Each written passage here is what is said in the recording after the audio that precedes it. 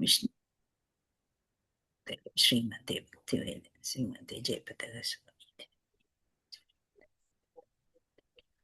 ఉదయనగర గ్రంథాన్ని విష్ణు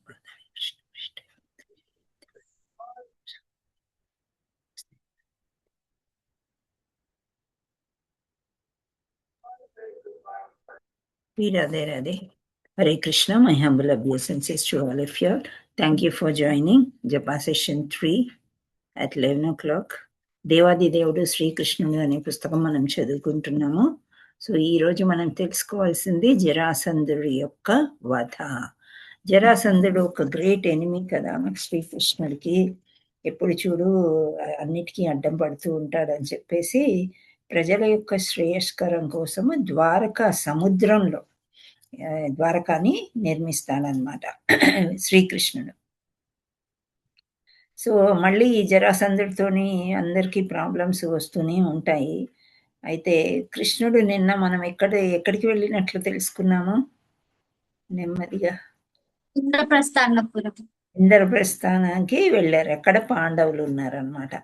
సో ఇంద్రప్రస్థానానికి వెళ్ళినప్పుడు అక్కడ ఎందుకని వెళ్ళారో ఒక కారణం ఉంది, ఒక ముఖ్యమైన కారణం. ఏంటా కారణం అంటే యుధిష్ఠరుడు పాండవులతో అందరితో కలిసి రాజసూ యాగం చేస్తున్నారు. రాజసూ యాగం అంటే మొత్తం అంతా భూప్రపంచాన్నంతా ఆక్రమించుకోవడం, అందరి రాజుల మీద గెలవడం అన్నమాట. సో వీళ్ళకందరికీ ఒక నోటీస్ లాంటిది అనమాట, మన భాషలో చెప్పుకోవాలంటే అందరికీ పంపిస్తారు. Sorry, excuse me. సో అది ఏంటి అంటే రాజసూ యాగము తలపెట్టాము పంచపాండవులము, యుధిష్ఠరుడు పంపిస్తాడు. సో వాళ్ళు కొంత కప్పం అంటారు, అంటే ట్యాక్స్ పే చేసి వీళ్ళకి శరణాగతి పొందాలన్నమాట. లేదు అంటే యుద్ధం చెయ్యాలి. సో అందరికీ తెలుసు అర్జునుడు ఎంత వీరుడు, యుధిష్ఠరుడు ఎట్లాంటి వాడు, భీముడు ఎట్లాంటి వాడు, ఇవన్నీ తెలుసు. కాబట్టి ఈ చిన్న చిన్న రాజులు రాజ్యాలు అందరూ కూడా వాళ్ళ శరణాగతి తీసుకొని కప్పం కడుతూ ఉంటారు. కానీ ఇలా చేస్తూ ఉన్నప్పుడు ఎవరు వ్యతిరేకించినా యుద్ధం తప్పదన్నమాట. సో ఇంద్రప్రస్థాపురానికి వెళ్ళినప్పుడు ఉద్ధవుడు ఒక సంగతి చెప్పాడు. అక్కడ నీవు పాండవులతోనే ఉండు, పాండవులు రాజసూయ యాగం చేస్తున్నారు, సో మీ యొక్క హెల్ప్ చాలా అవసరం, మీ సహాయం వాళ్ళకి అవసరం అని ఉద్ధవుడు చెప్తాడు. మళ్ళీ కూడా ఒక పన్నాగం కూడా చెప్తాడు. మీకు ఎవరికైనా గుర్తుందా ఏం పన్నాగము, ఎవరిని హరించాలని? జరాసంధుని చంపాలని మాతాజీ. జరాసంధుడిని చంపాలి, వధించాలి, లేకపోతే ఈ రాజసూయ యాగానికి అడ్డుపడతాడు. సో దానికి ఒక పన్నాగం కూడా పన్నుతారు. ఏంటది? ఉద్ధవుడు ఒక ప్లాన్ చెప్తాడు, గుర్తులేదా? భీముడితో ద్వంద్వ యుద్ధం చేయించాలి మాతాజీ. డైరెక్ట్ గా ఫైటింగ్ చేస్తాడా? ద్వంద్వ యుద్ధం అంటే డైరెక్ట్ గే కదా మాతాజీ. కరెక్టే, చెయ్యాలి అని అనిపిస్తుంది. అది అయితే జరాసంధుడు ఎంత రాక్షసుడు గుణాలున్నా, రాక్షసుడు అయినా సరే ఆయనకి కొన్ని మంచి గుణాలు ఉన్నాయి. ఏంటి అంటే బ్రాహ్మణులకి దాన ధర్మాలు చేస్తూ బ్రాహ్మణుల్ని బాగా పోషించడానికి ఆయనకి ఇష్టం అన్నమాట. సో వీళ్ళు బ్రాహ్మణ వేషంలో వెళ్ళి ద్వంద్వ యుద్ధానికి అతన్ని ఆహ్వానించండి. బ్రాహ్మణులాగా వెళ్ళి ఒక కోరికను కోరినప్పుడు, మనం వామనుడిది కూడా ఉదాహరణ తీసుకున్నాం కదా నిన్న. సో వామన దేవుడు కూడా బ్రాహ్మణ రూపంలో మరుగుజ్జు వేషంలో వెళ్తాడు, వెళ్ళి అడుగుతాడు అనమాట 3 అడుగులు. ఆ విధంగా ఇక్కడ కూడా బ్రాహ్మణులాగా వెళ్ళి మీరు ఫస్ట్ యాచించండి, ఆ తర్వాత ఆయన నో అని చెప్పలేడు జరాసంధుడు, అప్పుడు యుద్ధంలోకి దిగి అతన్ని వధించవచ్చు అని ఆ పన్నాగము చెప్తాడనమాట. ఎవరు? ఉద్ధవుడు శ్రీకృష్ణుడికి ఇక్కడికి వచ్చేటప్పుడు. సో ఇక్కడికి వచ్చిన తర్వాత మనం బాగా ఎంజాయ్ చేసాము. ఎలా వచ్చారు ఏంటి, ఎన్ని పల్లకీలు వచ్చాయి, కుటుంబంతో సహా ఎలా వచ్చాడు, అవన్నీ మనము చూసుకున్నాం. అయితే లాస్ట్ పారాగ్రాఫ్ నేనేం చెప్పానంటే మీకు మళ్ళీ చెప్తాను, దానికి ఒక స్టోరీ ఉంది అని చెప్పాను, గుర్తుందా? Yes Mataji. Yeah! Yes so, Mataji. ఇంద్రప్రస్థాపురంలో ఉన్న రోజుల్లో ఆయన అర్జుని సహాయంతో అగ్నిదేవుని సంతుష్టిపరచుటకై ఖాండవనం అతడు భక్షించుటకు అనుమతించెను. సో, ఇప్పుడు అర్జునుడు, కృష్ణుడు వీళ్ళు బాగా క్లోజ్, సేమ్ ఏజ్, బావ, బావమరుదులవుతారు. సో, వీళ్ళందరూ కూడా వివిధ యోధులతో కలిసి రథాలపై వ్యాహాలిపోచును. అడవులకి అన్నిటికి విహరిస్తూ ఉంటారనమాట. అలా విహరించినప్పుడు ఒకానొక సమయంలో ఏం జరుగుతుందంటే, ఖాండవ వనం అని ఉంటుంది ఇంద్రప్రస్థ నగరంలో. ఇంద్రప్రస్థపురంలో ఖాండవం వనం ఉందనమాట. ఆ వనాన్ని దహించాలి. అగ్నిదేవుడు దహించాలి అనమాట. ఎందుకని అగ్నిదేవుడు దహించాలి అంటే, ఆ ఖాండవ వనము ఒక మంచి సుందరమైన వనంలాగా తీర్చిదిద్దుతాడు ఒక రాజనమాట. ఆ తర్వాత ఋషులు, దేవతలు వాళ్ళందరికి ఎంతో ఇష్టమయ్యి ఆ ఖాండవనానికొచ్చి అక్కడ చక్కగా విహరించడమే కాకుండా పూజలు చేసుకోవడం, వ్రతాలు చేసుకోవడం, యజ్ఞాలు చేసుకోవడం అలావి చేస్తూ ఉంటారు. సో, అలాగే ఒక ఋషి, ఒక రాజనమాట చాలా పెద్ద యజ్ఞం చేయడానికి తలపెడతాడు. ఆయన ఘోరమైన తపస్సు చేసి శివుడి దగ్గర అడుగుతాడనమాట. నేను అందరూ సుభిక్షంగా మంచిగా ఉండాలంటే నేను యజ్ఞం చేయదలిచాను. ఎటువంటి యజ్ఞము అనంటే, సరే ఆవు నెయ్యితోని నీవు 12 సంవత్సరాలు యజ్ఞం చేయి. అది ఫర్ ప్యూర్ అని శివుడు చెప్తాడు. అప్పుడు ఆ రాజు ఏం చేస్తాడంటే యజ్ఞాన్ని ధారాళంగా చేస్తాడనమాట. ప్యూర్ ఆవు నెయ్యి వేస్తూ. అగ్నిదేవుడు ఆ నెయ్యినంతా తీసేసుకున్న మనం నెయ్యి కానీ, ఆవు నెయ్యి కానీ, ఏదో ఒక నెయ్యి, మీగడ ఇట్లాంటివి తీసుకుంటే మనలో ఏమెక్కువవుతది? కొవ్వనేది పెరుగుతది. కదా! అండ్ అస్వస్థకు కూడా గురి అవుతాం. అంటే ఏదన్నా ఇల్‌నెస్ రావచ్చు మనకి. అవునా కాదా? మాతాజీ. అవునా కాదా? అదే పనిగా స్వీట్స్ తింటున్నాము, అదే పనిగా నెయ్యి తింటున్నాము, అదే పనిగా మీగడ తింటున్నాము. అప్పుడేమవుతది మనకి? హెల్త్ డిస్టర్బ్ అవుతుంది ఆ! మాతాజీ. చాలా ఇల్‌నెస్, హెల్త్ డిస్టర్బ్ అవుతుంది. అగ్నిదేవుడికి కూడా అదే రకంగా అయిపోయిందనమాట. ఆవు నెయ్యిని ఎక్కువ భక్షించడం మూలాన ఆ యజ్ఞాలు చేస్తూనే ఉన్నారు. ఆవు నెయ్యి వేస్తున్నారు. ఆయనకి ఆరోగ్యము కొంత కలత చెందుతది. ఆరోగ్యం అలా అయ్యేసరికి బ్రహ్మ దగ్గరికి వెళ్ళి నేనేం చేయాలి? నా ఆరోగ్యం ఇట్లుంది. సో, ఖాండవనాన్ని ఆ వేరులన్నీ కూడా అంటే ఆ యొక్క వృక్షాల నుండి వచ్చే వేర్లు దాని వల్ల కూడా నీ ఆరోగ్యం బాగవుతుంది. అది కాకుండా ఇప్పుడు వనం అనేసరికి బోలెడన్ని పక్షులుంటాయి. పక్షులు, పాములు వీటి యొక్క కొవ్వు అవన్నీ అందులో చచ్చిపోతాయి దహనం చేస్తే. ఆ కొవ్వు ద్వారా నీకు అంటే నీ యొక్క జబ్బు పోతుంది అని చెప్తాడనమాట. అయితే ఇప్పుడు అగ్నిదేవుడు కాండవనాన్ని దహనం చేయాలి. ఆ కాండవనం చాలా సుందరంగా ఉంది. దేవతలొస్తున్నారు, అందరొస్తున్నారు తెలిసేసరికి తక్షకుడు అని ఒక సర్పం అనమాట. పెద్ద సర్పం. ఆ యొక్క కుటుంబాన్ని అక్కడ చేరి అందరినీ గూడా భయపెడుతూ అలా ఉన్నారాళ్ళు. సో, ఈ దహనం చేస్తే ఆ పాములు అన్నీ కూడా అందులో చచ్చిపోతాయి గదా! ఆ యొక్క కుటుంబం గూడా చనిపోతుంది అని అలా ప్లాన్ చేసి అగ్నిదేవుడు దహనం చేయడానికి అగ్ని కదా! దావాగ్ని పుట్టిస్తాడనమాట. సో, అగ్ని పుట్టించేసరికి ఈ తక్షకుడు అనేవాడు ఉన్నాడు గదా! అంటే ఆ పాము, ఆ పెద్ద పాము ఏమవుతుందంటే అది ఆ కుటుంబం అంతా నశించిపోతుందని ఇంద్రుడి యొక్క సహాయం కోరుతుంది. తక్షకుడు, ఇంద్రుడు ఫ్రెండ్స్ అనమాట. స్నేహితులు. సో, ఇంద్రుడు సహాయం కోరితే ఇంద్రుడు వర్షాన్ని కురిపిస్తాడు గదా! సో, వరుణదేవుడి సహాయంతో వర్షాన్ని కురిపిస్తాడు. అగ్నిదేవుడు దావాగ్ని చేస్తున్నాడు, వర్షం ఆర్పేస్తుంది. మళ్ళీ అగ్ని మళ్ళీ. ఇంకా అగ్నిదేవుడి యొక్క అస్వస్థత సరిగ్గా అవ్వడం అనేది చాలా కష్టమనమాట. సో, అప్పుడు ఏం చేస్తారంటే ఇంద్రుడు ఇలా జరుగుతుందని ఇంద్రుడు వెళ్ళేదానికంటే ముందే అగ్నిదేవుడు కృష్ణుడిని, అర్జునుడిని వేడుకుంటారు. ఇంద్రుడు యాక్చువల్లీ ఇలా జరుగుతుందని చెప్పేసి బ్రహ్మ దగ్గరికెళ్తాడు. అప్పుడు బ్రహ్మ అంటాడు, "నేను కాదు మీకు సహాయం చేయవలసింది కృష్ణార్జునులు చేయగలుగుతారు" అని అంటాడు. ఈలోపే అగ్నిదేవుడు కృష్ణుడిని, అర్జునుడిని ఆర్ధిస్తాడనమాట. ఇలా జరుగుతుంది. ఇంద్రుడి పైన జయించడానికి నీవొక్కడివే దేవాది దేవుడవు కృష్ణ, అర్జున అని ప్రార్థిస్తాడు అగ్నిదేవుడు. అప్పుడు కృష్ణుడు ఒక లేయర్ ఆఫ్ అంటే ఒక ఆ అగ్ని అనేది కిందనే ఉండి పైకి వెళ్ళకుండా, వర్షం తాకకుండా ఒక రూఫ్ లాంటిది వేస్తాడు. ఆ తర్వాత బాణాలతో అంతా కూడా ఎవరు అర్జునుడు సరిచేసి ఒక రూఫ్ లాగా చేసేస్తారనమాట చక్కగా. అర్జునుడే ఎక్కువగా చేస్తాడు.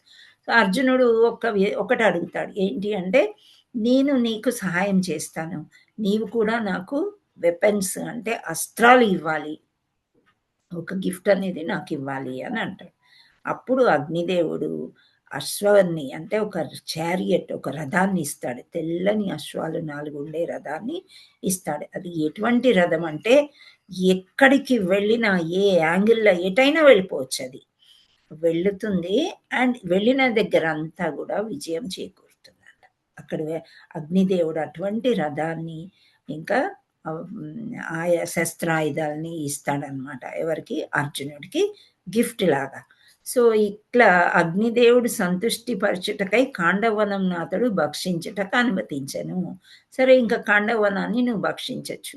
ఎప్పుడైతే ఇంద్రదేవుడు చెప్తాడో లేదు అగ్నిదేవుడు కృష్ణుడు అర్జునుడితోని సహాయం తీసుకుని ఎలాగైనా దీన్ని మంట పెట్టేస్తారు అనేసరికి తక్షకుడు అక్కడి నుంచి తప్పించుకుంటాడు. కానీ వాళ్ళ కుటుంబం చాలా పాములు ఉన్నాయి కదా, పాములు పక్షులు అన్నీ కూడా అక్కడ చనిపోతాయి. ఇంకా అగ్నికి ఆహుతి అయిపోతాయి అన్నమాట.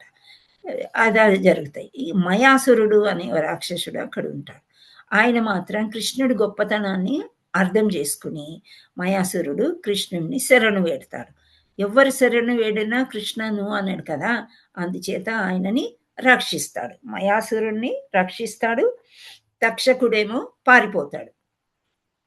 సో ఇలా జరిగిన తర్వాత మయాసురుడు అక్కడే ఉంటాడు కదా, రక్షింపబడ్డాడు కాబట్టి, బ్రతికి బయటపడ్డాడు కాబట్టి కృతజ్ఞతా భావంతో ఉంటాడు కృష్ణుడికి, అర్జునుడికి, పాండవులకి అందరికి. అందుచేత మయాసురుడు మయసభ అని మీరు విన్నారా ఎక్కడైనా? హరే కృష్ణ. మయసభ అని విన్నారా? అటువంటి అద్భుతమైన సభాభవనాన్ని ఇంద్రప్రస్థాపురానికి ఆయన నిర్మించి ఇస్తాడనమాట. ఆయన కూడా ఇంచుమించు విశ్వకర్మ లాగా. విశ్వకర్మ ఎవరు? Architect of devatas. ఆయన అన్ని భవనాలు కట్టి ఇచ్చేవాడు. ద్వారకా కూడా ఆయన చేతే నిర్మించబడింది. అలాగే మయాసురుడు కూడా చక్కని భవనాన్ని నిర్మించి పాండవులకి అది ఇస్తాడనమాట. ఎక్కడ? ఇంద్రప్రస్థ సభాభవనాన్ని ఇంద్రప్రస్థాపురంలో అతడు వారికి నిర్మించి ఇచ్చెను. ఇట్లు శ్రీకృష్ణుడు యుధిష్ఠిర మహారాజును సంతుష్టిపరచుటకై అనేక మాసముల పాటు ఇంద్రప్రస్థ నగరంలో ఉండిపోయాను. ఇంకా వీళ్ళకి మంచి మయసభ ఒకటి దొరికింది. ఆ తర్వాత ఇక్కడ రాజసూయ యాగం చేయడానికి అడ్డొచ్చేది ఒక జరాసంధుడు. ఆ జరాసంధుడిని ఏం చేయాలో ఒక మాయ అక్కడి నుంచే పన్నుకొని ఇక్కడికి వచ్చారు. సో ఇక్కడ వీళ్ళు ఈ విధంగా ఎంజాయ్ చేస్తున్నారు అన్నమాట. ఇది బ్యాక్గ్రౌండ్ ఆఫ్ ఖాండవవనం. అండ్ ఈ స్టోరీ మనం తెలుసుకోవాలన్నమాట. ఎందుకు తెలుసుకోవాలి అని అంటే చాలా ఇంపార్టెంట్. బికాస్ భగవద్గీతలో కూడా మనకి మొదటి అధ్యాయంలో చెప్తారనమాట. ఒక్కసారి అది కూడా చూద్దాము. It is nothing but a revision like.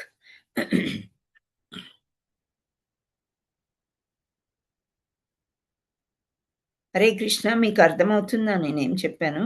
ఏదైనా ఎక్స్ట్రా లాగా అనిపించిందా? లేదు మాతాజీ, కొత్త తెలుసుకుంటున్నాం. రైట్. నేను ఎప్పుడో తెలుసుకున్నాను, కొంచెం మర్చిపోయినట్లయింది. సో మీకు అందరికీ చెప్తే నాకు బాగా గుర్తొస్తుందని. ఇది మిస్ అయింది. కొంచెం ముందుకెళ్దాం. 1 పాయింట్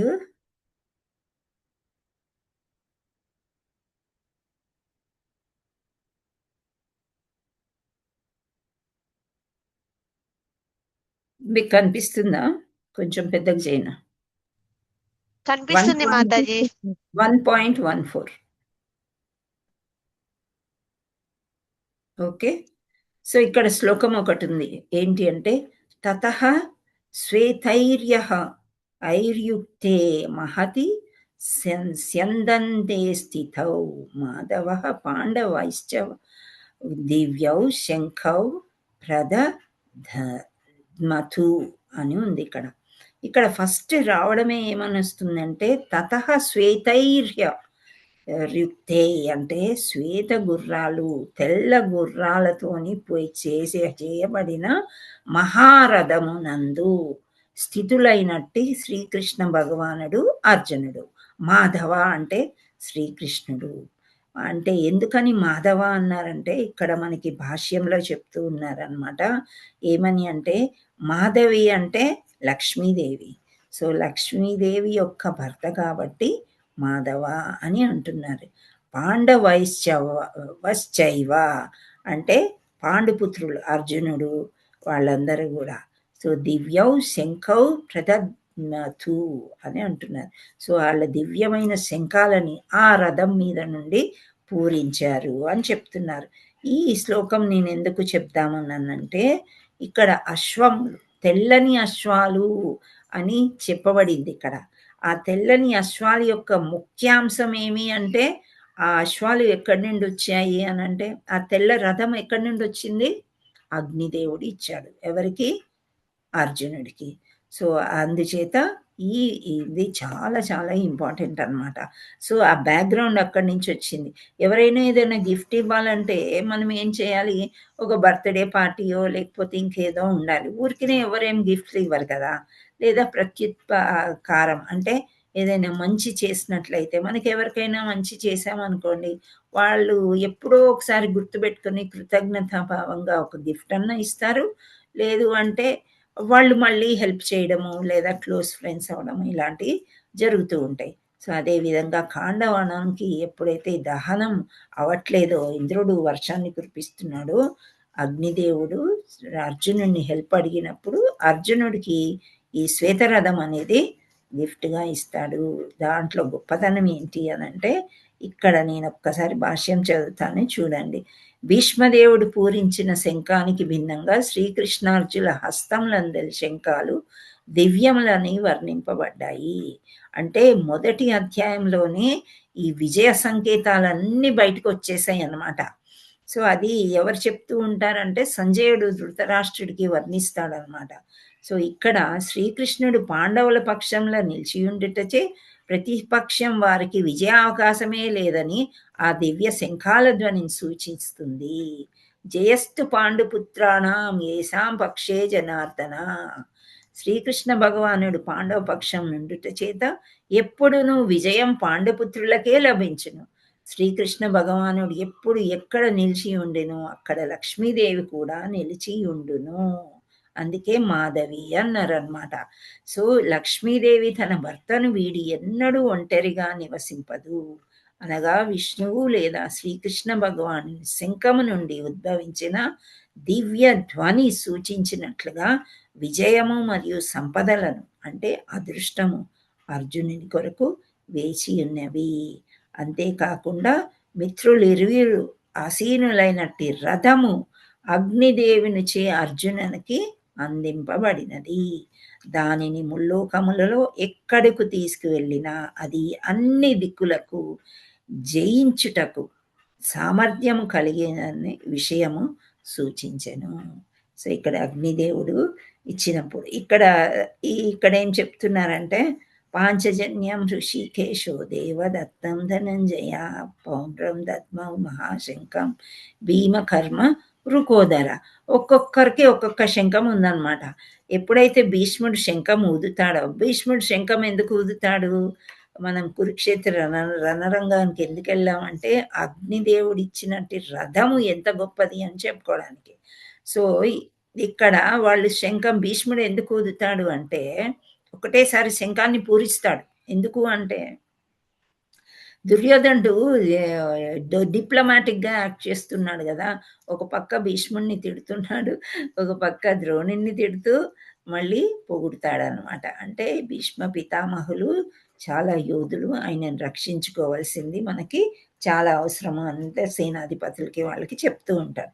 సో ఇక్కడ అందుచేత భీష్ముడు ఇంకా ఈ డిస్టర్బెన్స్ ఎందుకు ఒకసారి పూరిద్దామని గట్టిగా పూరిస్తే వీళ్ళకి ఏమీ అవదు, పాండవులకి చీమ కొట్టినట్టు కూడా ఉండదు. కానీ ఎప్పుడైతే వీళ్ళు శంఖాన్ని పూరించారో చూడండి ఏమవుతుంది. శ్రీకృష్ణ భగవానుడు పాంచజన్యం అనేది శంఖాన్ని పూరించెను.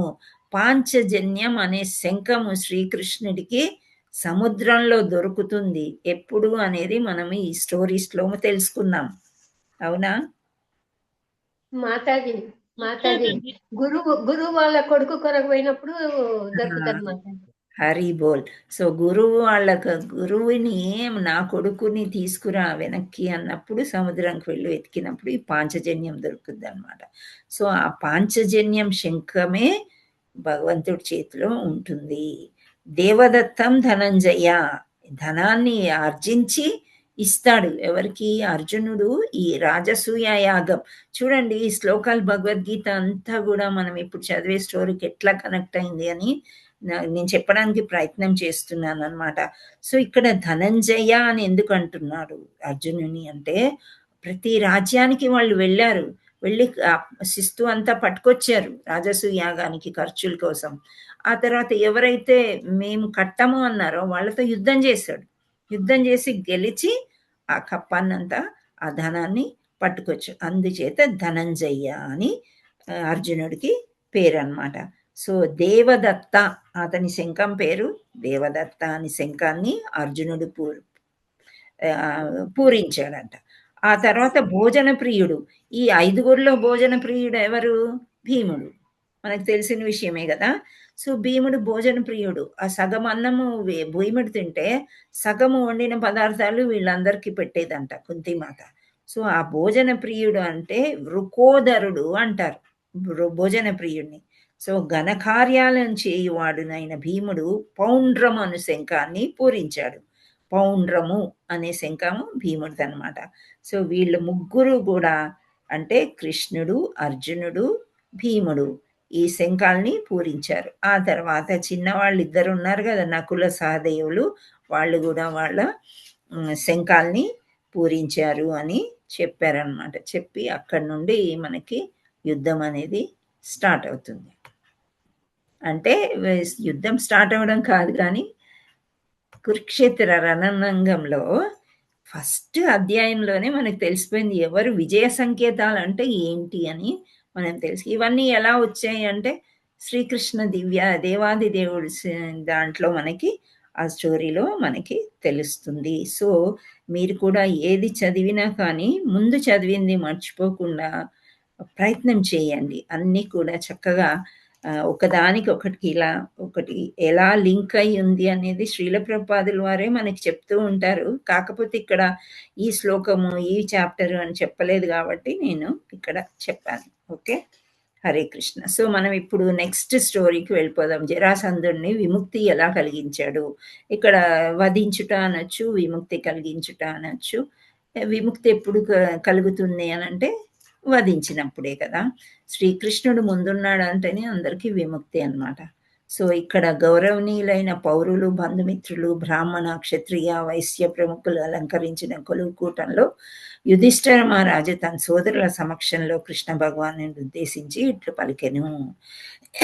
సో మంచి సభలో అందరూ కూర్చున్నప్పుడు అందరూ ఉంటారు కదా, బ్రాహ్మణులు, బంధుమిత్రులు, క్షత్రియులు, వైశ్య ప్రముఖులు, అందరిలో కూడా ఈ శ్రీకృష్ణ భగవాన్ ఇక్కడ ఏమంటున్నాడు, యుధిష్ఠిరుడు కంటే కృష్ణుడు చిన్నవాడైనప్పటికీ కూడా, ఆయన పెద్ద రాజు అయినప్పటికీ కూడా కృష్ణ పరమాత్మని భగవాన్ అని పిలుస్తాడు. భగవాన్ కృష్ణ ప్రభు అంటే ఆయన ఉంటే ఎక్కడైనా విజయమే అని వాళ్ళకి అర్థమైపోయింది అనమాట. ఎవరికి? పాండవులకి. మనకి ఇంతమంది గురువులు చెప్పినా ఎంత వింటున్నా కానీ ఇప్పుడు కూడా మనకు కొంచెం డౌట్ ఉంటుంది కదా. సో అలా కృష్ణ భగవానుడే అన్ని చేస్తున్నాడు, మేము నిమిత్త మాత్రులమని పాండవులు నమ్మారు. సో ఇక్కడ ఏమంటున్నాడంటే సంబోధిస్తున్నాడు అలా, భగవాన్ కృష్ణ ప్రభు సామ్రాట్టులు నిర్వర్తింపదగిన యాగము రాజసూయం. అది సర్వ యాగాలకు తలమానికమైనది. అంటే అన్ని యాగాల కంటే ఈ యాగం చాలా పెద్దది. సో సామ్రాట్టులందరూ కలిసి ఈ యాగం చేద్దాము, ఈ పదవులన్నీ మనం నిలబెట్టుకుందాము అని సూచించారు అని చెప్తున్నాడు శ్రీకృష్ణుడికి. ఈ మహాక్రతువు విజయవంతంగా పూర్తి అగుటకు దయచేసి నీవు మాకు సహాయంగా ఉండవలెను. సో శ్రీకృష్ణ పరమాత్ముని వేడుకుంటున్నాడు, నీ సహాయం మాకు అవసరము. పాండవులమైన మాకు దేవతల నుండి ఆశించి ప్రయోజనం ఏమీ లేవు. నీ భక్తులుగా మేము నిత్య సంతుష్టులుగా జీవించుచున్నాము. ఇక్కడ చూడండి, కౌరవులకి కష్టాలు వచ్చాయా? ఏమేం కష్టాలు వచ్చాయి? ఒక్కటి రెండు చెప్పండి. హరే వాళ్ళకి కృష్ణ. రాజ్యం ఇవ్వరు కదా మాతాజీ. చిన్నప్పుడు లంక దాంట్లో వాళ్ళని వధించడానికి ప్రయత్నిస్తారు కౌరవులు. ఎస్, లక్క గృహం చేసి వాళ్ళని అందులో చంపేద్దామని తగలబెట్టేస్తారనమాట. సో అది ఒకటి చేస్తారు. వాళ్ళని ఎప్పుడు చూసినా చిన్నప్పటి నుంచి కూడా భీముడికి విషమిచ్చి చంపేద్దామని సముద్రంలో పారవేస్తారు. సో అలా ఎన్నో చేస్తూ ఉంటారు. అయినప్పటికీ ఇక్కడ ఏమంటున్నాడు, ఎంత చక్కగా పాండవులమైన మాకు దేవతల నుండి ఆశించి ప్రయోజనం ఏమీ లేవు. అదే మనమైతే ఇక్కడ ఒక కోరిక తీరకపోతే ఇంకో దేవత దగ్గర ఈ వ్రతం ఆ వ్రతం చేస్తూనే ఉంటాం. కానీ పాండవులు ఏమంటున్నారు, ఈ కష్టాలన్నీ కూడా వాళ్ళకి చీమ గుట్టినట్టు కూడా ఉండదు. ఎందుకు అంటే వాళ్ళు కృష్ణుణ్ణి నమ్ముకున్నారు అన్నమాట. సో నీ భక్తులుగా మేము నిత్య సంతుష్టులుగా జీవిస్తున్నాము. ఎన్ని కష్టాలున్నా ఏమైనా సరే చాలా సంతోషంగా ఉన్నాము అని భగవంతుడికి తెలియజేయడం అనేది ముఖ్యం, చాలా ముఖ్యం అన్నమాట. సో నీవు భగవద్గీతలో చెప్పినట్లు కామార్థులకు వారు అన్య దేవతలను ఆరాధింతురు, యాంతి దేవావ్రతం అని మనం శ్లోకం చదువుకున్నాం కదా. దేవతలను ఆరాధించే వాళ్ళు కోరికలు తొందరగా జరిగిపోతాయి అని చెప్పి దేవతలను ఆరాధిస్తారు. కొందరు పితృదేవతల్ని ఆరాధిస్తారు. సో పితృదేవతల లోకాలకి వెళ్తూ ఉంటారన్నమాట. సో ఈ విధంగా కామార్థులు అంటే కోరికలు ఎక్కువగా ఉన్నవాళ్ళు వేరే వేరే దేవతల్ని ప్రార్థిస్తూ ఉంటారు. కృష్ణ, ఈ రాజసూయాగం చేసి దేవతలను ఆహ్వానించుటలో మా లక్ష్యం దేవదేవుడవు నీపై ఆధారపడకుండా వారు స్వతంత్రంగా ఎట్టి ఫలితాలను ఇయ్యజాలరని నిరూపించుటే. సో ఇప్పుడు దేవాది దేవుడు శ్రీకృష్ణుడు.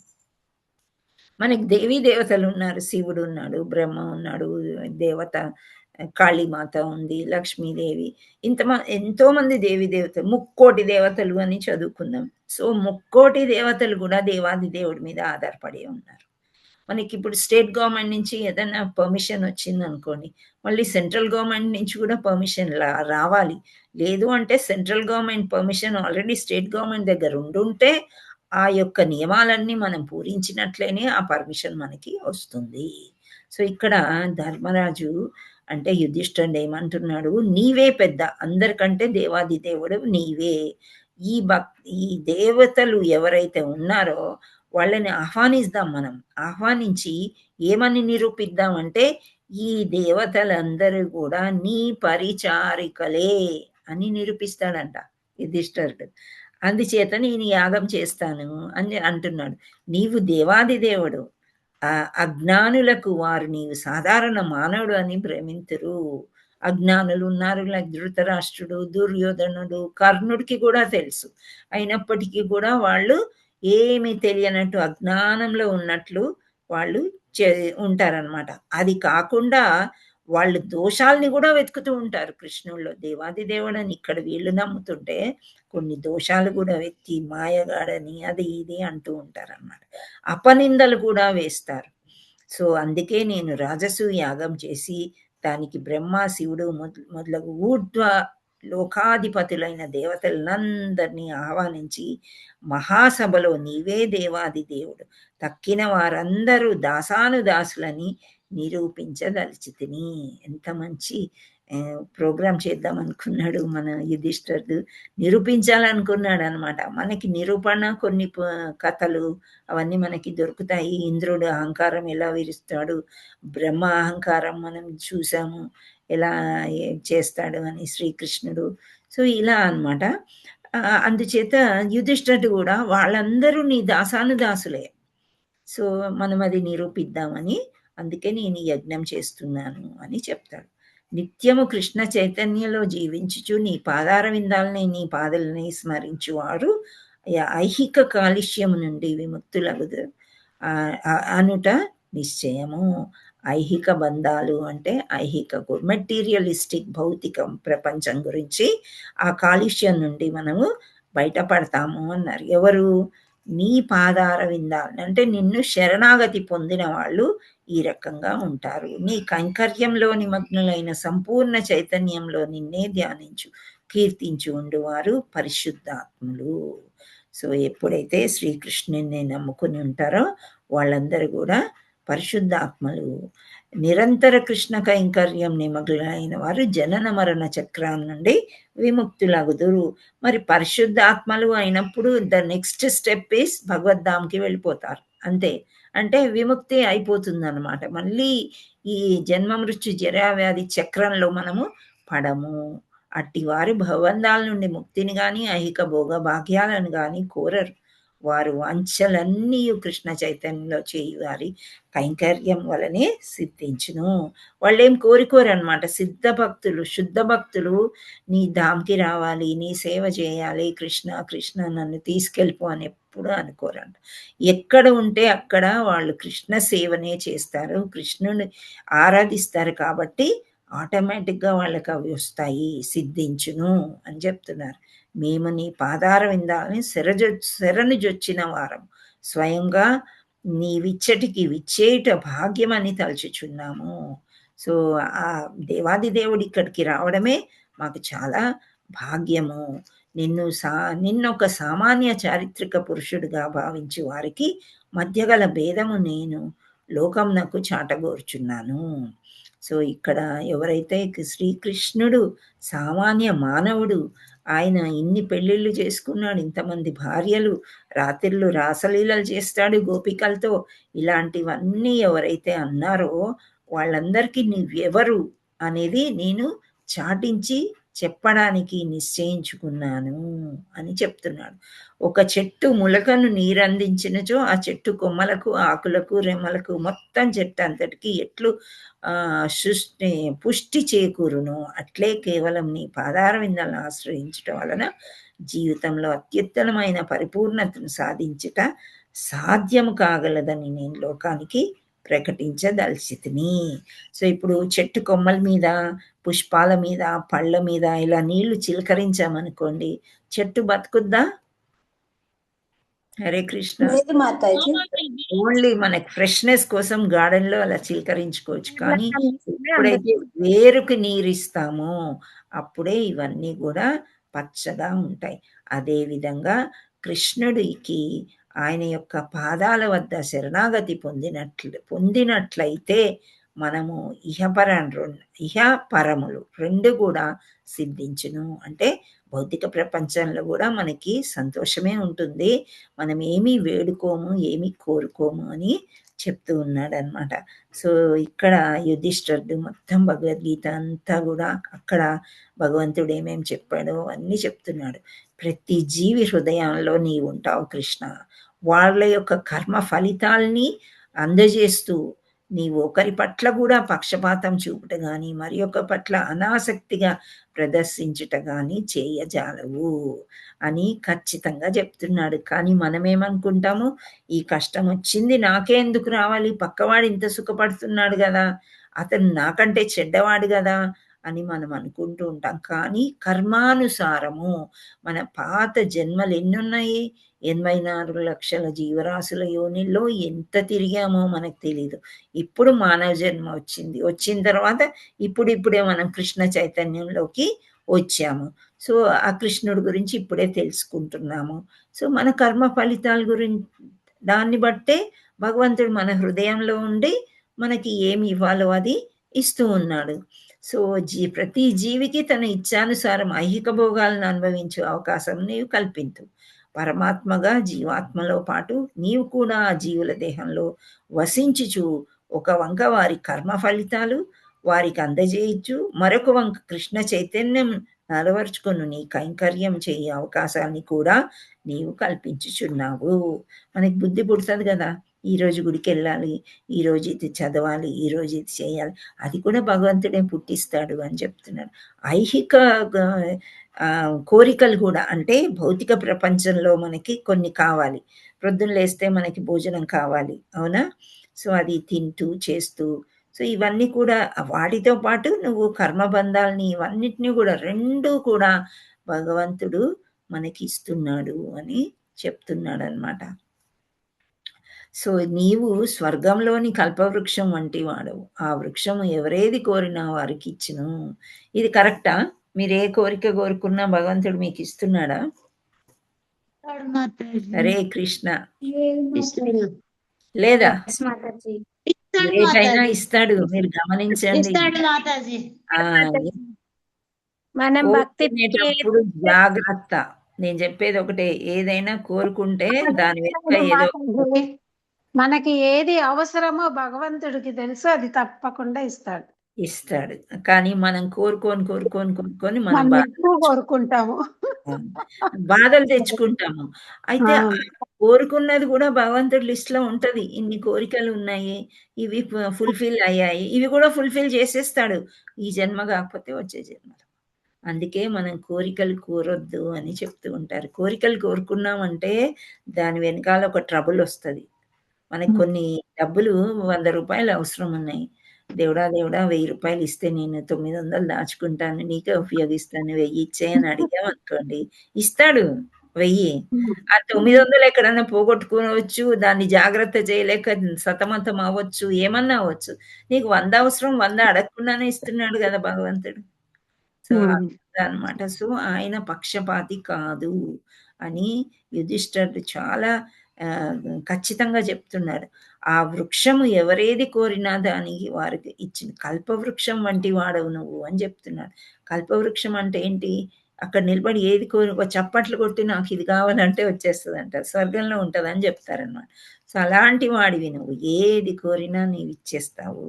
అయినను వారు అట్టి కోరిక కోరినచో నీవు వారికి తక్కువ రకపు వరములు ఇచ్చుట నీ పక్షపాతము కాదు. పెద్ద కోరిక కోరినప్పుడు చిన్నది ఇచ్చినప్పుడు నీ తప్పు కాదు, వాళ్ళ కర్మ అలా ఉంది కాబట్టి నీవు ఇస్తున్నావు అని చెప్తారు. ఇక్కడ మన ఆచార్యులు కొన్ని ఉదాహరణలు ఏం చెప్తారంటే, చిన్నపిల్లలు ఒక చాక్లెట్ అడిగారు అనుకోండి, మనం సంతోషంగా ఇస్తాము.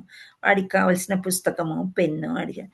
కానీ వాడు డాడీ సిగరెట్ తాగుతున్నాడు, నాకు ఒక సిగరెట్ కావాలంటే ఇస్తారా? ఎవరైనా ఇస్తారా? నో మాతాజీ. ప్రమాదం అని తెలిసి కూడా పెద్దవాళ్ళు తాగుతూ ఉంటే వాడికి తెలియదు పాపం. నాన్నగారు తాగుతున్నారు కదా, నాకు కావాలి అని అడుగుతాడు, ఇవ్వడు. అదే విధంగా మనకు అవసరం లేనివి మనకు ప్రమాదం అని తెలిసి కూడా మనం కోరుకుంటాం భగవంతుడిని. అలాంటి భగవంతుడు ఇవ్వడు అనమాట. మనం ఎలాగైతే మన పిల్లల్ని చూస్తామో, శ్రీకృష్ణ భగవానుడు మన ఫాదర్, తండ్రి, అందుచేత ఇవ్వడు. కానీ మన దగ్గరే ఉండి చూస్తూ ఉంటాడు.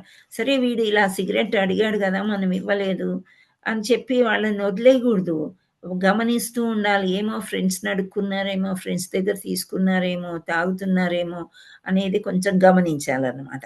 అలాగే శ్రీకృష్ణుడు కూడా మనకెప్పుడు కూడా తక్కువది ఇచ్చినా సరే, సరే వీళ్ళు సాటిస్ఫై అయితే అవ్వలేదు, కానీ ఇప్పుడు ఇతనికి ఇవిస్తే చాలా ప్రమాదం. కొందరు ఎలా ఉంటారంటే, పెద్ద ఉద్యోగం ఉండి కూడా వాళ్ళకి ఎంత శాలరీ ఎక్కువ వచ్చినా వాళ్ళు కరెక్ట్గా సమాళించలేరు దాన్ని. అలాంటి వాళ్ళకి ఉద్యోగమే తీసేస్తాడు భగవంతుడు. నువ్వు భక్తి చేసుకోరా నాయన, లేకపోతే నువ్వు వ్యాపారం చేసుకో, నువ్వు ఇది చేసి. భగవంతుడు నిర్ణయించిందే మనం ముందుకు వెళ్తూ అదే తెలివిలో మనం ఉండి భగవంతుడికి కైంకర్యంగా ఉన్నట్లయితే తప్పకుండా మనకన్నీ కూడా మంచే జరుగుతుంది అన్న ఫీలింగ్ వస్తుంది. యుధిష్ఠిర మహారాజు అలాంటి ఫీలింగ్లో ఉన్నాడు. వాళ్ళకి సూది మన ఊరు కూడా నేను ఇవ్వనన్నాడు. ఎవరు? అంత యుధిష్ఠిర్ కంటే చిన్నవాడు, కజిన్ బ్రదర్. అవునా?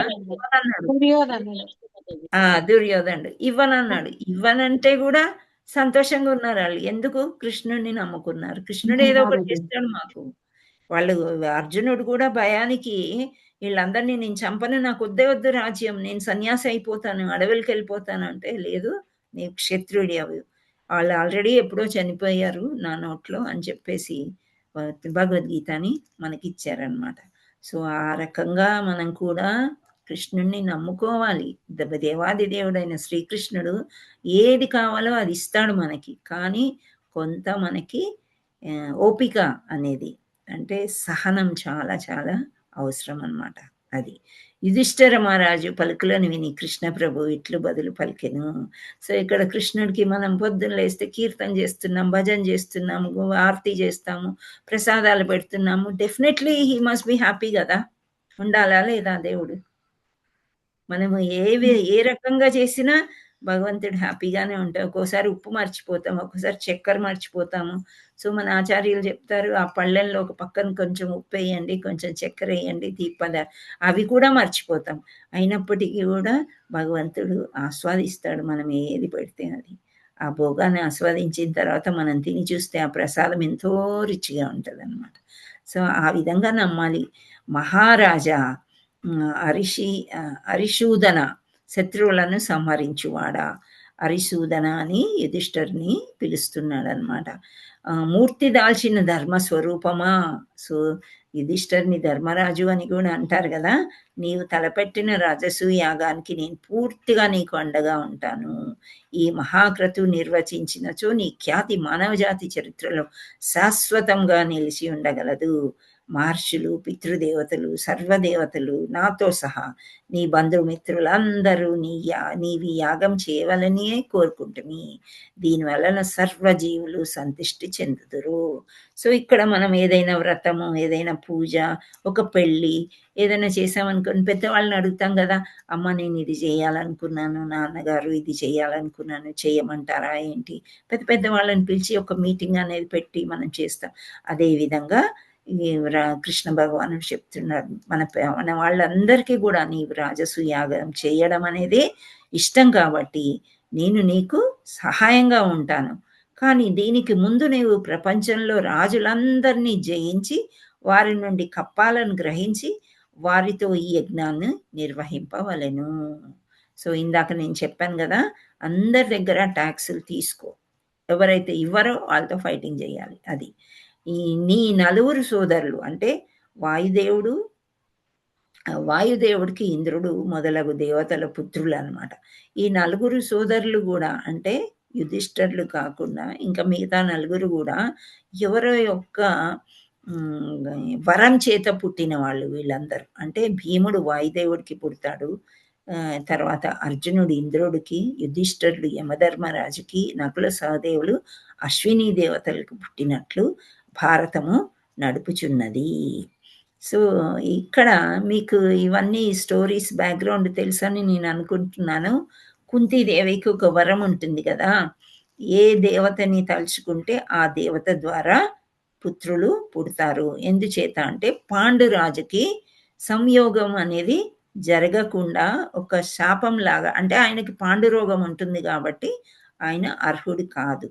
అప్పుడు ఈ కుంతీదేవతకి కుంతీమాతకి ఒక మంత్రం వస్తుందన్నమాట. ఆ మంత్రము చేసినంతనే వాళ్ళ దేవతలు వచ్చి సంతుష్టి చెంది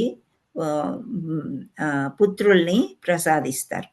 అలా చెప్తుంది పాండురాజుకి. చెప్పినప్పుడు మరి మనకి పుత్రులైతే కావాలి కదా, సరే అని చెప్పి ఆయన ఒప్పుకుంటాడు. ఒప్పుకోవడంతో భీముడు వాయుదేవుడికి ప్రార్థిస్తే భీముడు, ఇంద్రుడికి ప్రార్థిస్తే అర్జునుడు, యమధర్మరాజుకి ప్రార్థిస్తే యుధిష్ఠిరులు, అశ్విని దేవతలు ఎవరంటే డాక్టర్లు, దేవీ దేవతలకంతా వీళ్ళు ఆయుర్వేదిక్ డాక్టర్స్ అన్నమాట. సో వాళ్ళని తలుచుకున్నప్పుడు నకుల సహదేవులు పుడతారు. నకుల సహదేవులు ఎవరికి పుట్టారు అంటే మాద్రి మాతకి, కుంతీదేవి కాదు. సో ముగ్గురు వీళ్ళకి అయిపోయినాక మాద్రి కూడా ఆ మంత్రం మాద్రికి ఉపదేశిస్తుంది. కుంతీదేవి ఉపదేశించినప్పుడు ఆ మంత్రం వల్ల వీళ్ళిద్దరు కూడా సో పంచ పాండవులు అయ్యారనమాట. సో వీరందరూ కూడా మంచి గొప్ప దేవతల కరుణ చేత వచ్చారు కాబట్టి నీ సోదరులు గొప్ప వీరులు అని చెప్తున్నారు. నీవు ఇంద్రియ నిగ్రహం గల పుణ్యాత్ముడవు కావుననే నీవు ధర్మరాజుగా ప్రసిద్ధి పొందితివి. సో ఆయన ఇంద్రియ నిగ్రహం అంటే పిచ్చి పిచ్చి కోరికలు ఏమీ ఉండవు అన్నమాట. ఆయనకి చాలా ధర్మంగా ఉంటాడు. మీరందరూ భక్తితో నాకు చేయు కైంకర్యం వలన సహజంగానే నేను మీకు వసుడనైతిని. సో ఇందాక నేను చెప్పాను కదా, ప్రొద్దున లేస్తే కృష్ణ చైతన్యంలోనే మనం ఉన్నట్లయితే తప్పకుండా భగవంతుడు సంతోషిస్తాడు. అదేవిధంగా ఇక్కడ వీళ్ళు ఎప్పుడూ కృష్ణ కృష్ణ అంటారు కాబట్టి పాండవుల యొక్క తల్లి కుంతీమాత కూడా కృష్ణుణ్ణి వదలదు ఒక్క నిమిషం కూడా. అందుకే నేను మీకు వసుడనైతిని, వశీకరణ చేసేసారనమాట వాళ్ళ భక్తితో. ఎవడు తన ఇంద్రియం జయించినా వాడు తనని జయించినని కృష్ణ భగవానుడు యుధిష్ఠిర్కి తెలిపాను. సో ఇంద్రియాల్ని మనం జయించినట్లయితే భగవంతుడిని కూడా జయించుకోవచ్చు అని చెప్తున్నారు ఇక్కడ. తర్వాత ఇదే భగవత్ కైంకర్యంలోని రహస్యము. ఇంద్రియాలను వశపరుచుకొనుట అనగా నిరంతరము వాణ్ణి భగవత్ కైంకర్యంలో వినియోగించుకొనుట. పాండవులకు గల ప్రత్యేక అర్హత ఏమనగా వారు నిరంతరము తమ ఇంద్రియాలను స్వామి కైంకర్యంలో వినియోగించుచుందురు. సో ఇక్కడ ఎప్పుడు చూసినా వీళ్ళు భగవంతుణ్ణే సేవించుకుంటూ ఉంటారనమాట. అర్జునుడు ఎలాంటి వాడంటే ప్రతి నిమిషం మనము ఒక్కొక్క సెకండ్కి మనము 75 times హార్ట్ బీట్స్ అని అంటారు కదా, ఎంతకి? ఒక్క నిమిషానికి. అవునా? మీకు తెలుసా? హరే కృష్ణ. ఎస్ మాతాజీ. సో అలా 75 times హార్ట్ ఎలా బీటింగ్ ఉంటుందో అదే విధంగా కృష్ణ కృష్ణ కృష్ణ అంటాడంట. నిద్రలో కూడా అర్జునుడు కృష్ణనే అంటాడంట. అయితే యుద్ధం చేసేటప్పుడు అందరు గుడారాలు వేసుకొని ఉంటారు కదా, అప్పుడు భీముడు అడుగుతాడంట, ఏంటి మేమందరం కూడా గుడారాలు ఉన్నాం, నువ్వెందుకు అర్జునుడు గుడారం దగ్గర ఉన్నావు అని అంటే, వెళ్ళి అతని గుండెల మీద చెవు పెట్టి విను అని అంటాడంట. అర్జునుడు ఫాస్ట్ స్లీప్ అయినప్పటికీ కూడా కృష్ణ కృష్ణ అనేది వినిపించిందంట భీముడికి. అందుచేత అర్జున్ని వదలడనమాట. సో మనం కూడా అలా కృష్ణ మయం అయిపోతే తప్పకుండా కృష్ణుడు మనతో ఉండి మనకి ఏం కావాలో అది హెల్ప్ చేస్తూ ఉంటాడు. సో కృష్ణ భగవానుడు ఇంకా కూడా ఇలా పలికాడు, అలా భక్తితో ఉన్నారు కాబట్టి మీరు నన్ను వశపరుచుకున్నారు అని చెప్తున్నాడు. సో ప్రతి చర్య వల్ల, ఆధ్యాత్మిక పరిచర్యల వలన భక్తుడు స్వామిని వశపరుచుకోగలడు. అలా అర్జునుడు వశపరుచుకున్నాడు అనమాట కృష్ణుణ్ణి. సో ఇంకా కూడా కృష్ణుడు ఏమంటున్నాడు, 3 లోకాల్లో ఎవ్వరూ చివరకు అధిక శక్తివంతైన దేవతలు కూడా ధన, శక్తి, కీర్తి, సౌందర్య, జ్ఞాన, త్యాగము. సో ఇవన్నీ కూడా షడైశ్వర్యాలు. ఎవరికి ఉన్నాయి ఈ షడైశ్వర్యాలు? కృష్ణ పరమాత్ముడికి. 6 విధములకు ఐశ్వర్యాల్లో నా భక్తులను మించలేరు. సో ఈ ఐశ్వర్యాలు భక్తులు ఆయనను మించలేరు ఎవరు కూడా, కానీ భక్తులు కూడా భక్తులను వీటి పైన ఇంకా ఎవరు దాటలేరు అని చెప్తున్నారు. అందుచే నీవు ప్రపంచంలోని రాజులను జయింపగోరుచు ఈ శత్రువులను నిన్ను జయింపగలుగుట అసంభవము. సో నేనున్నాను, నీకు ఏం ప్రాబ్లం లేదు, సో నువ్వు చక్కగా చేయగలవు అని చెప్తున్నాడు. ఆ తర్వాత తన సోదరులను దిక్కులకు రాజులందరినీ జయించి రమ్మని ఆదేశించెను.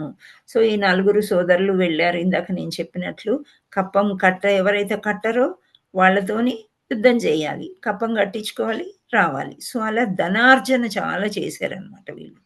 చేసి అలా ఇక్కడ దుష్టులను ఆయన శిక్షించి లోకంలో తామే సర్వస్వాన్ని కాదని వారిపై యాజమాన్యం చేయి పురుషోత్తముడు కలడని బోధించి వివేకాన్ని వారికి కలిగించును. సో ఇవన్నీ కూడా అనుకుని ఆ తర్వాత వీళ్ళు వెళ్ళి చక్కగా అందరినీ జయించుకుని వస్తారు.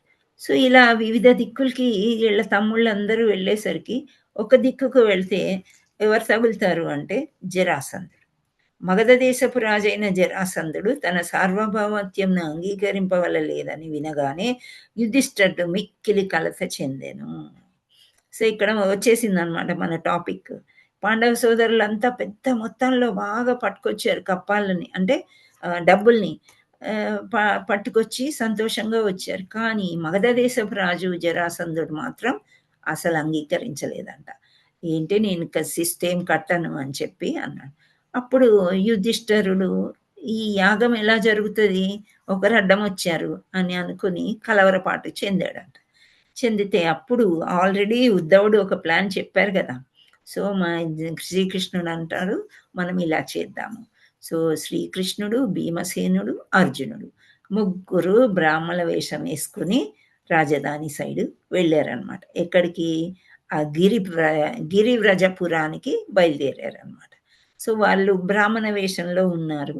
శ్రీకృష్ణుడు ఇంద్రప్రస్థాపురానికి బయలుదేరటకు ముందు ఉద్ధవుడు సూచించిన పన్నాగం ఇది. దానిని ఇప్పుడు ఆచరణలో వాళ్ళు పెట్టారన్నమాట. సో ఇక్కడ జరాసంధుడు ఎట్లాంటి వాడంటే చాలా ధర్మపరుడైన గృహస్థుడు. బ్రాహ్మణులనినా అతనికి అమిత గౌరవము. సో మహాపరాక్రమవంతుడైన క్షత్రియ రాజు అయినను వేద విధులను ఎన్నడూ అతను అశ్రద్ధ చేయలేదు. అంటే బ్రాహ్మణులకి చాలా చక్కగా ఆధ్యాత్మిక గురువులు కృష్ణుడు, అర్జునుడు, భీమసేనుడు నిజానికి క్షత్రియులు అయినను వాళ్ళు బ్రాహ్మణ వేషాలు ధరించి జరాసంధుడు బ్రాహ్మణులకు దాన ధర్మాలు చేయుచున్న సందర్భంలో అతని చెంతకు ఎగిరి. సో బ్రాహ్మణ వేషంలో వచ్చారు వీళ్ళు. బ్రాహ్మణులు ఎలా ఉంటారు? చాలా మెత్తగా, సన్నగా, మృదువుగా, ఎలా అంటే సున్నితంగా ఉంటారు. క్షత్రియులు ఎలా ఉంటారు? బలిష్టం అనమాట. బాగా కండలు పెంచేసుకొని వాళ్ళని చూస్తేనే అమ్మో వీళ్ళు యోధులు, రాజులు అన్నట్లు వాళ్ళు ఉంటారు. కానీ వీళ్ళు బ్రాహ్మణ వేషం వేసుకున్నారు కానీ చూడ్డానికి క్షత్రియులాగా ఉన్నారు. సో వీళ్ళు ముగ్గురు వచ్చారనమాట.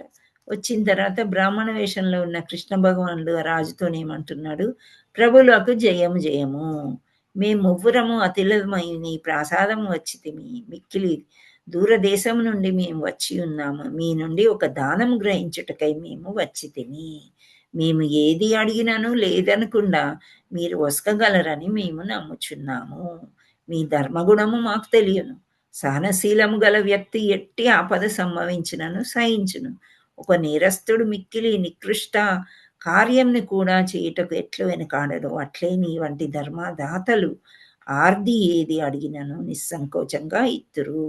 సో ఇక్కడ బాగా పొగిడాడనమాట రాజుని శ్రీకృష్ణ పరమాత్ముడు. సో ఇవన్నీ చేసి మేము మిమ్మల్ని ఇది అడగడానికి వచ్చాము అని చెప్పేసి. సో అప్పుడు జరాసంధుడు చూశాడు వీళ్ళని బాగా. చూసిన తర్వాత ఆయనకు అర్థమైపోయింది, ఓహో వీళ్ళు బ్రాహ్మణ వేషంలో ఉన్నారు కానీ వీళ్ళు చూస్తుంటే క్షత్రియులాగా ఉన్నాడని ఆయనకి స్టోరీ గుర్తొచ్చిందంట. ఏం స్టోరీ గుర్తొచ్చింది? వామనదేవుడు స్టోరీ గుర్తొచ్చేసిందంట. గుర్తొచ్చేసి అప్పుడు కూడా వామనదేవుడు ఆ రకంగా వచ్చి 3 అడుగులు అని చెప్పి ఆత్మనివేదన చేసేసుకొని బలిచక్రవర్తిని తీసుకున్నాడు కదా. కానీ ముల్లోకాల్లో బాగా ఫేమస్ చేస్తాడు శ్రీకృష్ణుడు ఈ వధించినప్పటికీ కూడా. సో ఎంత కీర్తి పొందాడు కదా.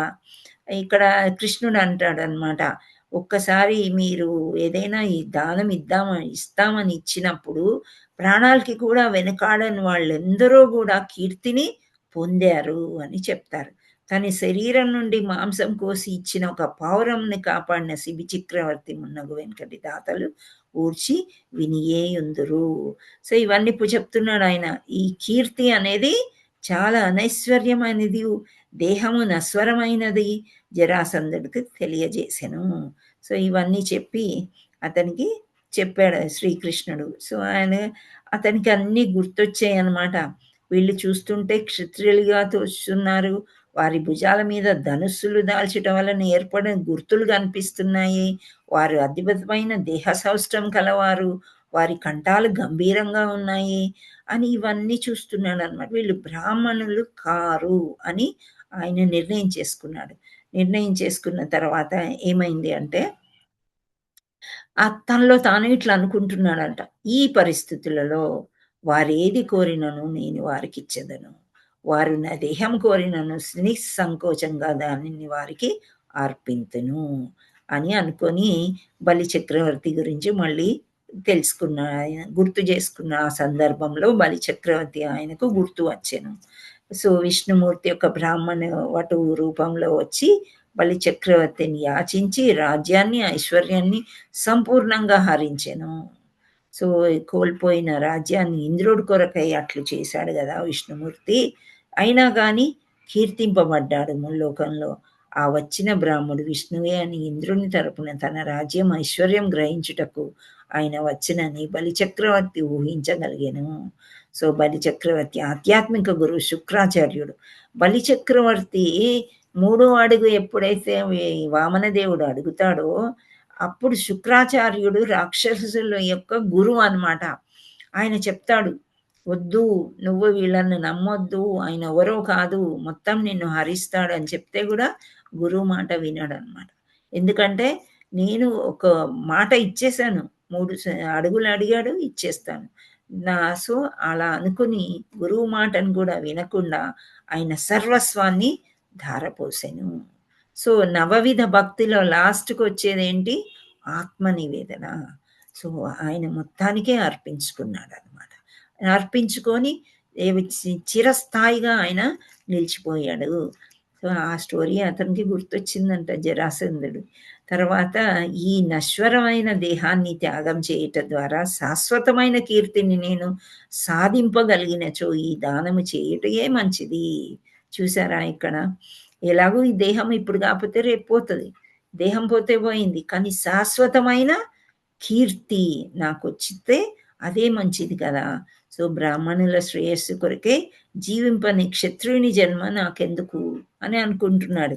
సో బ్రాహ్మణులకి నేను ఎప్పుడు దాన ధర్మాలు చేస్తూ ఉంటాను, బ్రాహ్మణులాగా వీళ్ళు వచ్చారు, వాళ్ళు అయినా కాకపోయినా నేను వాళ్ళకి ఇచ్చేది ఇస్తాను అని చెప్తాడనమాట.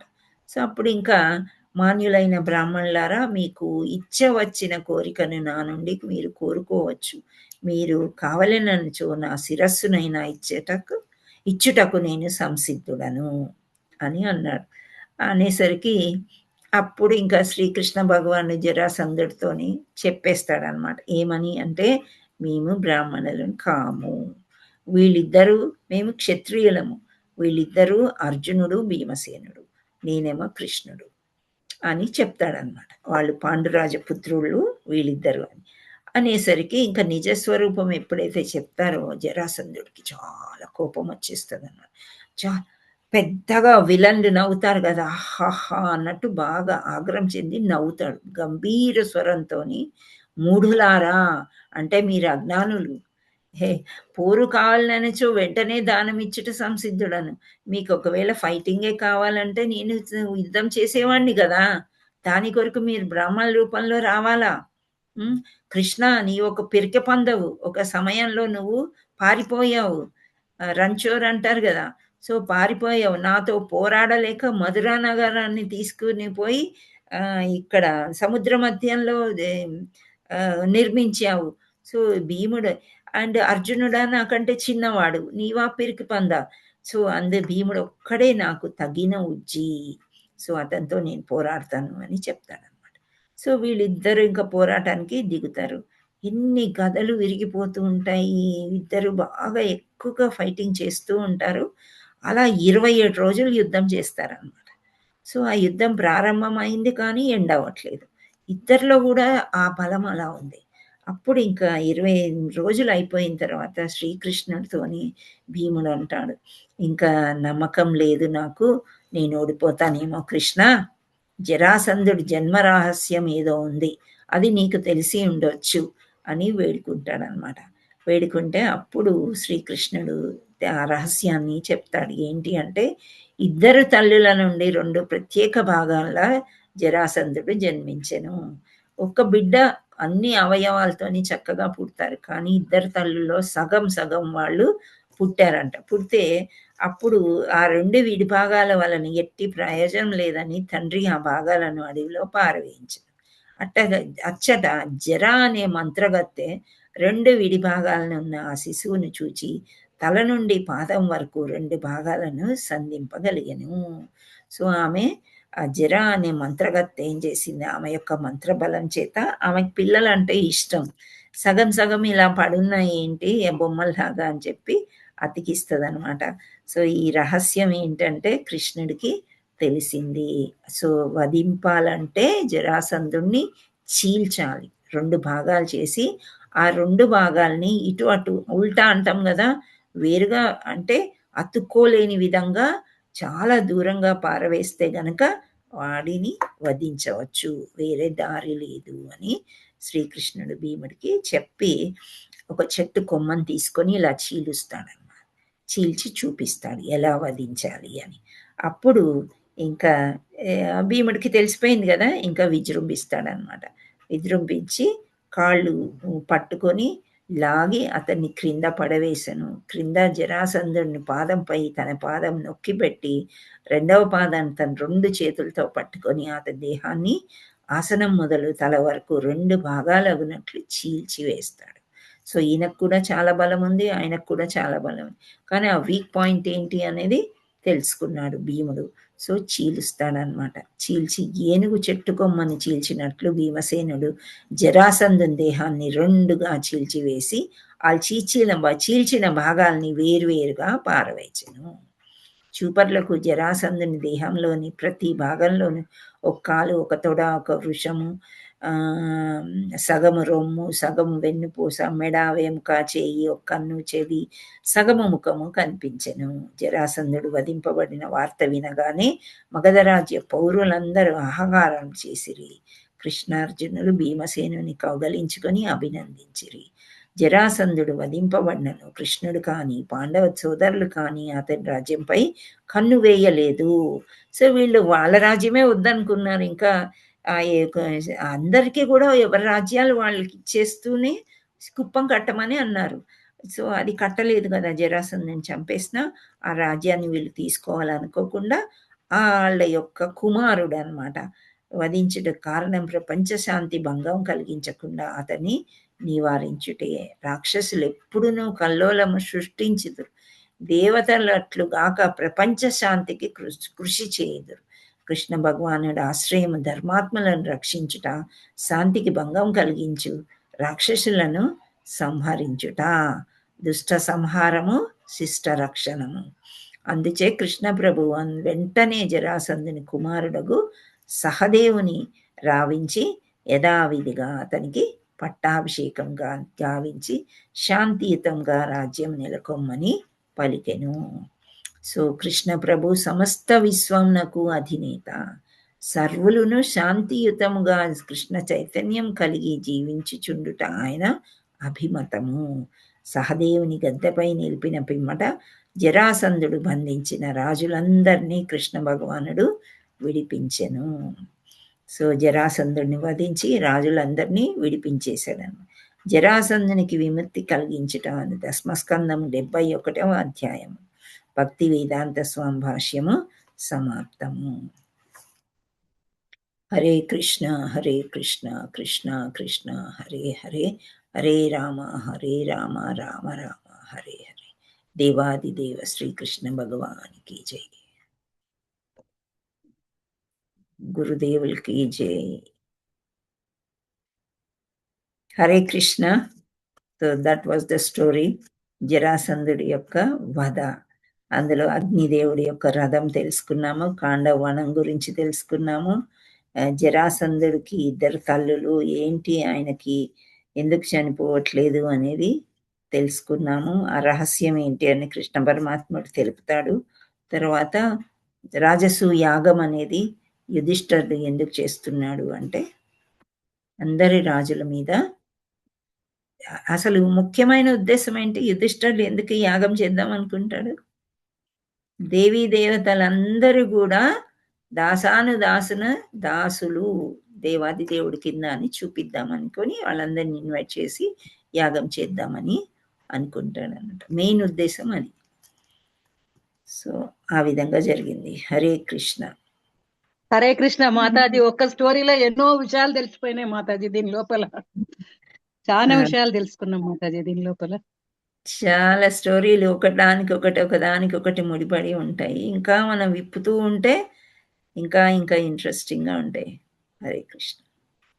శ్రీకృష్ణ పరమాత్ముడే కదా పురుషోత్తముడు. అన్నీ చేసి ఆయన గురించి తెలుసుకుంటూ ఉంటే ఇంకా అసలు మనకి 24 గంటలు కాదు, రోజుకి 48 ఇస్తే బాగుండేది అనిపిస్తుంది. అందుచేత మహాత్ములు భోజనం కూడా మానివేసి నిద్రాహారాలు లేకుండా కృష్ణుని సేవిస్తారనమాట. అంత తీయగా, అంత అమృతంలాగా ఉంటాయి కృష్ణ కథలు. Hare Krishna. Thank you all so much. నాతో పాటు మీరు కూర్చుని బాగా విన్నారు, సైలెంట్గా ఉన్నారు, తన్మయత్వంలో ఉన్నారు అనుకుంటున్నా. Very nice. ఎస్ మాతాజీ. తన్మయత్వం పొందారా? జరాసంధుడు